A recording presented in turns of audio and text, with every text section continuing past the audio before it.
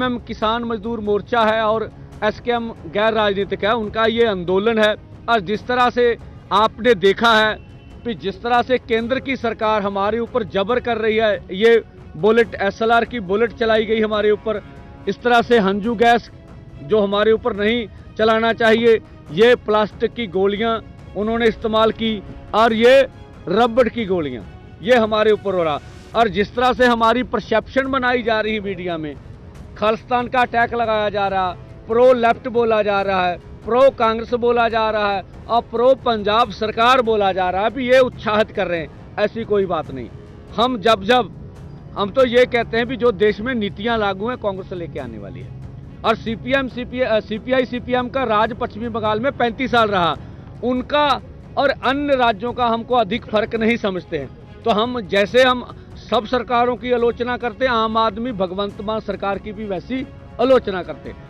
हमसे किसी का कोई लेना देना नहीं, हम देश के किसान हैं, खेत मजदूर हैं और अपनी मांगों के लिए संघर्ष करते हैं। तो माननीय प्रधानमंत्री से अपील करते हैं, फिर मैं तो रोज अपील कर रहा हूं कि आपका बोलते हृदय बड़ा है, बड़ा हृदय कीजिए और हमें एमएसपी खरीद की गारंटी का कानून बना के दीजिए। जिस तरह से अनुराग ठाकुर जी बोल रहे हैं कि इनका मांग पत्र चार्ट बड़ा होता जा रहा है, ये बात नहीं है। हमने पहले दिन से वही मांग पत्र रखा, उसी पे काम कर रहे हैं। जैसे बोला जा रहा है कि अगर एमएसपी खरीद की गारंटी का कानून बनाना है तो उसके लिए कमेटी आवश्यक है। तो हम बताना चाहेंगे, आपको कल भी बताया था कि जो सीएसीपी की रिपोर्ट के अनुसार देश के 23 फसलों के ऊपर सरकार पूरी तरह कैलकुलेट कर एमएसपी 23 फसलों का ऐलान करती है। तो हमने मंत्री महोदय के समक्ष ये बात रखी कि आप बताइए, आप ये अनाउंसमेंट कैलकुलेशन से कर रहे हैं? बोले हाँ। तो हमने बोला इसके ऊपर लीगल गारंटी कानून बना दीजिए। हमें तो सिक्योरिटी चाहिए भी जो एमएसपी का ऐलान आपने किया वो कम रेट पर मंडी में ना बिके।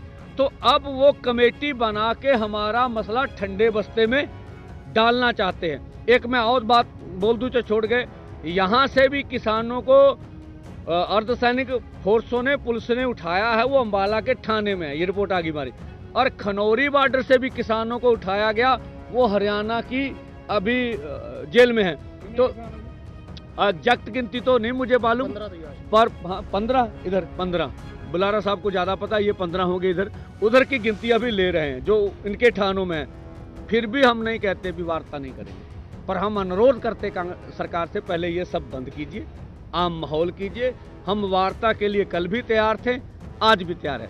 अब जूही डल्लेवाल साहब आएंगे, कोई जो अंदर बात करनी, उनसे बात करके आगे की बात आपको बताएंगे।